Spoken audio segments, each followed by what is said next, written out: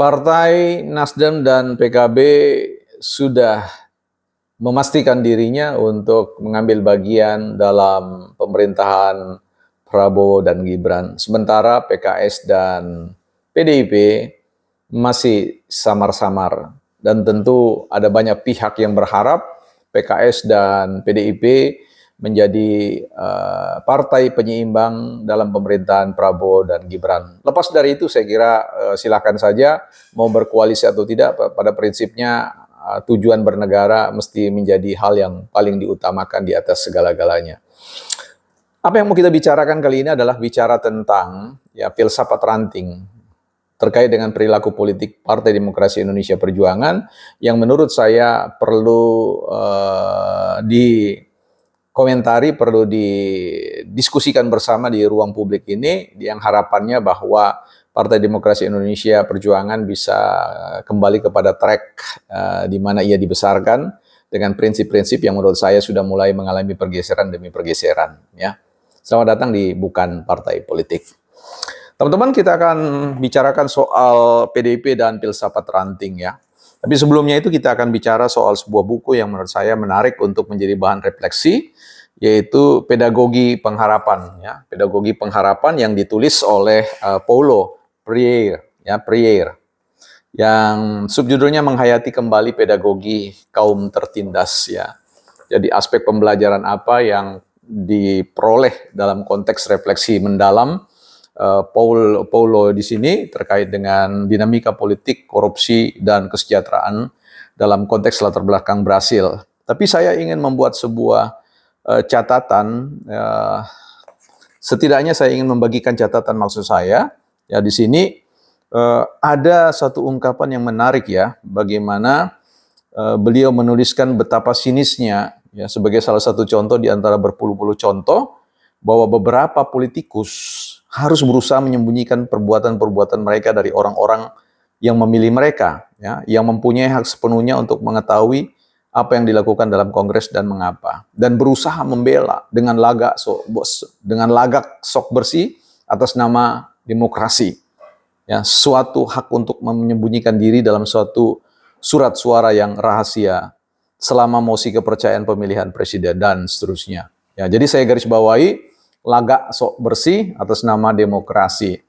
Dan saya kira itulah yang kemudian muncul dalam perdebatan. Bagaimana kemudian narasi kecurangan, narasi nepotisme, narasi korupsi dan sebagainya kemudian berpendar dalam pesta demokrasi itu untuk merebut suara rakyat ya. Dan rakyat dijadikan tameng, rakyat dijadikan perisai buat mereka untuk melindungi ya, atau bahkan diadu ya sesama rakyat itu untuk mengatakan bahwa mereka lah yang paling ini. Sehingga saya harus mengatakan berhati-hatilah untuk seluruh politisi untuk tidak menjadikan rakyat itu sebagai tameng atau perisai untuk kemudian dipetakomplikan. Saya kira catatan yang ingin saya bawa dalam ruangan ini adalah bicara tentang PDIP dan filsafat rantingnya. Kita tahu bahwa harapan rakyat itu pasca kita bicara tentang pesta demokrasi, semua akur, semua kemudian menyatukan energi, pikiran bersama-sama untuk membangun ya negeri ini, membangun negara kita ini supaya cita-cita untuk membangun negara yang kuat, strong state ya, dan welfare state, negara kesejahteraan itu betul-betul tercapai. Tapi kalau kita lihat sampai hari ini kekeh ya, artinya kukuh, teguh ya, bahwa narasi terkait dengan permusuhan Jokowi dan Megawati ini seolah-olah ingin dipelihara oleh pihak-pihak tertentu, oleh elit tertentu. Ya, bahkan seringkali yang mulai sering muncul dan membuat saya sangat meresahkan itu adalah bahasa tentang bahwa anak ranting cabang itu menghendaki supaya Megawati dan Jokowi itu pisah ya, pisah jauh dan sebagainya. Nah, saya kira disinilah letak salah satu unsur kelemahan PDIP yang sekarang, yang saya kenal sekarang dengan PDIP yang saya kenal dahulu, sehingga hitunglah ini sebagai kritik dari konstituen yang pernah ikut mengambil bagian dalam proses pesta demokrasi dan berlayar bersama dengan Bahtera Partai Demokrasi Indonesia Perjuangan. Ini persoalan apa? Ini persoalan filosofi. agak sulit untuk mengatakan bahwa ya ibarat pohon, logika pohon itu ranting itu memberi makan yang namanya cabang, ranting itu memberi makan yang namanya daun, ranting itu memberi makan bagi batang, bahkan ranting memberi makan bagi akar-akar. Ya, ini proses yang menurut saya proses yang terbalik ya. Logikanya sangat terbalik. Kita tahu sekarang bahwa anak ranting itu dijadikan tameng, perisai untuk merasionalkan semua tindakan-tindakan yang menurut saya berbeda jauh dalam konteks ideologi, karakter atau watak bangsa kita, watak wong cilik kita, ya. Jadi saya kira ranting itu selalu mendapat asupan dari yang namanya apa yang diserap oleh akar, ya. Kita bicara tentang persoalan akar, kita bicara tentang persoalan nutrisi dari sebuah pertumbuhan pohon, itu berbicara tentang nilai-nilai. Dan Indonesia punya nilai-nilai itu adalah nilai-nilai memaafkan. Ya, kalau bisa kita berteman, mengapa kita harus bermusuhan? Ya, kalau bisa kita damai, kenapa kita harus kacau balau dan ribut? Bukan dibalik-balik ya. Kalau bisa kita ribut, mengapa kita harus damai? Kalau kita bisa bermusuhan, mengapa kita harus berteman? Ini sudah menurut saya fallacy, kekacauan dalam berpikir, dalam memahami prinsip-prinsip dasar, ya nilai-nilai keutamaan di dalam membangun negara kita. Jangan sampai kemudian suara demokrasi, suara wong cilik itu hanya dijadikan slogan-slogan retorik yang kemudian kehilangan realitas bahwa sebenarnya wong cilik tidak memberikan rekomendasi hal-hal yang seperti yang dibayangkan oleh para elit-elit politik. Nah, disinilah kemudian PDIP harus merumuskan kembali filosofinya terkait dengan persoalan dari mana sebenarnya ranting-ranting, daun dan batang itu mendapatkan kehidupan.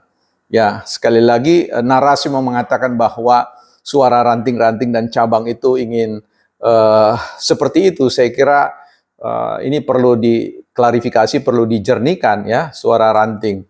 Ya, prinsipnya jangan sampai suara ranting yang kemudian mendefinisikan tentang Partai Demokrasi Indonesia Perjuangan. Saya kira suara rakyat lah, dan rakyat itu bukan ada pada ranting. Rakyat itu ada pada prinsip dasar, prinsip keutamaan yang tidak dapat digeser oleh apapun, lembaga sekalipun ya.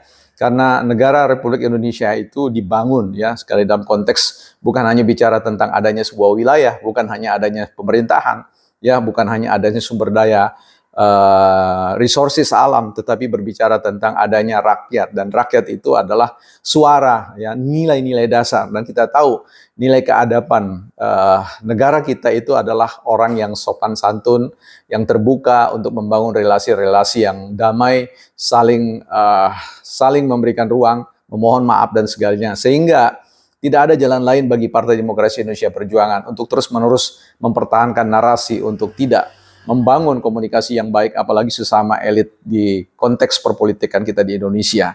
Saya kira catatan bukan partai politik bicara tentang bagaimana redefine your philosophy, ya, bagaimana mendefinisikan filsafatnya PDIP sekarang supaya Partai Demokrasi Indonesia Perjuangan masih sangat kita inginkan untuk menjadi bagian dari pilar-pilar pembangunan demokrasi di Indonesia yang senyatanya betul-betul menarik, menyerap, menghidupkan dirinya pohon PDIP sebagai sebuah institusi politik yang betul-betul ya tidak kemudian digerakkan, ditumbuhkan dan dibesarkan dengan narasi-narasi kebencian yang permanen, bukan partai politik.